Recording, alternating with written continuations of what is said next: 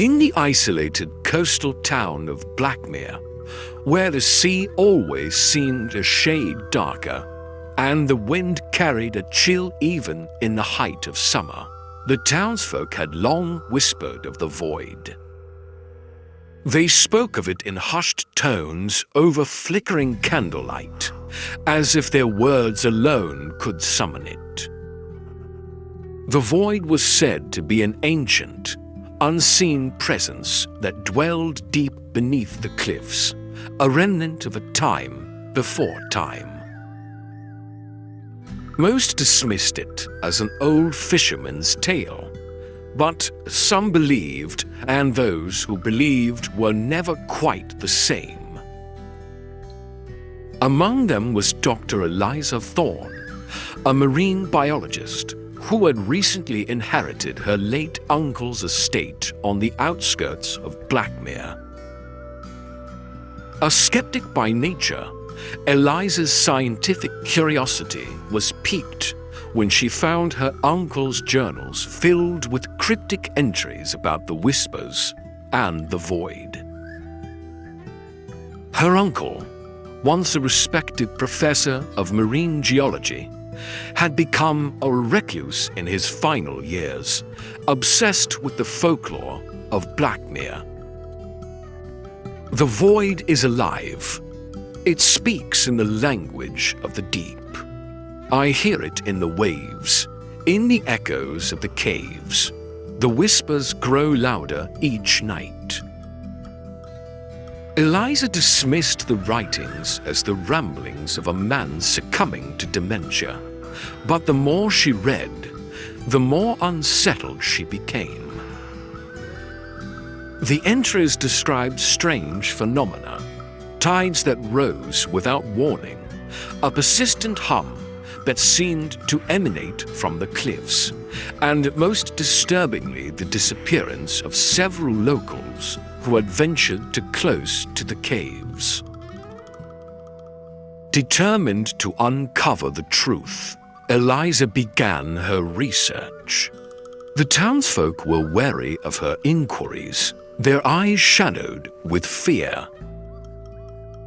An old fisherman named Callan finally relented, warning her to stay away from the Devil's Maw, a massive sea cave carved into the cliffs.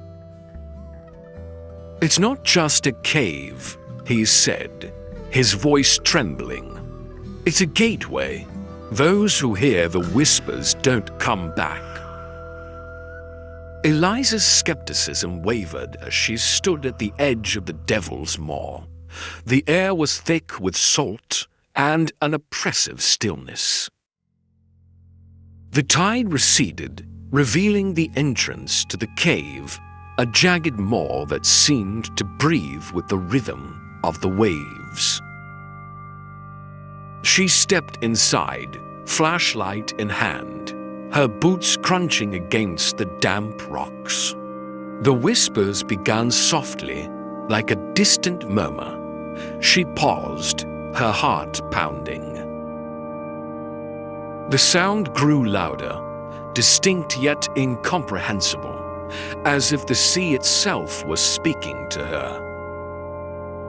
She pressed on, deeper into the cave, until she reached a chamber where the walls shimmered with an otherworldly glow. At the center was a pool of black water, impossibly still, its surface like polished obsidian. Eliza knelt by the pool, captivated. She felt an almost magnetic pull, as if the water was calling to her. Without thinking, she dipped her hand into the pool. The whispers surged, filling her mind with a cacophony of voices.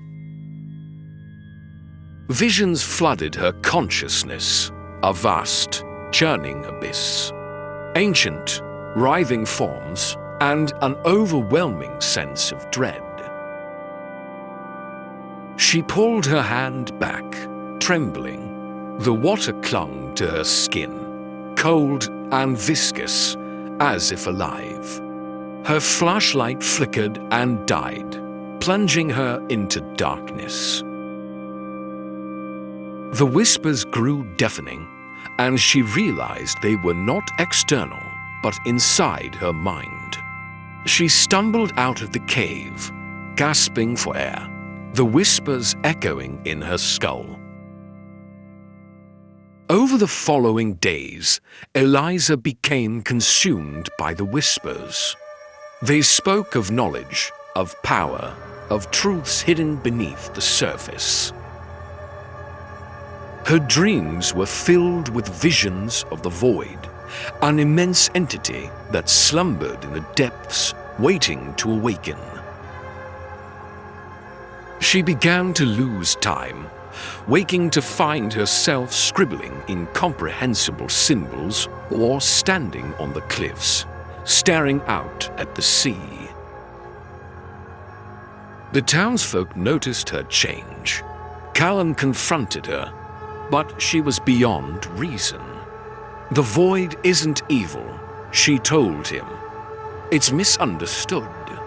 It's been calling to us for centuries, waiting for someone to listen. That night, the storm came. Waves crashed against the cliffs with unnatural fury, and the air was filled with an otherworldly hum. Eliza returned to the Devil's Maw, drawn by an irresistible force. The townsfolk watched from their windows, too afraid to intervene.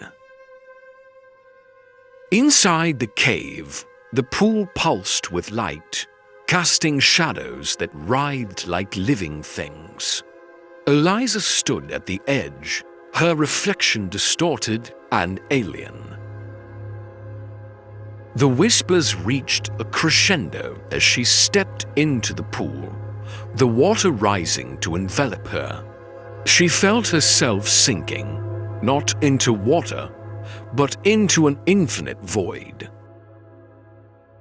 As she descended, she saw it, the void, a colossal, amorphous entity, its form shifting and fractal. Countless eyes opened and fixed on her, each one a universe unto itself. The whispers ceased, replaced by a voice that resonated through her very being. You are the harbinger. Through you, we shall rise. When she awoke on the shore, the storm had passed. The sea was calm, and the sun was rising, but something had changed. The townsfolk found her standing on the cliffs, her eyes black as the void, a faint smile on her lips. In the days that followed, the whispers spread. One by one, the people of Blackmere began to hear them, their dreams filled with the same visions that had consumed Eliza. The void was no longer waiting. It was here, and its whispers would soon echo across the world.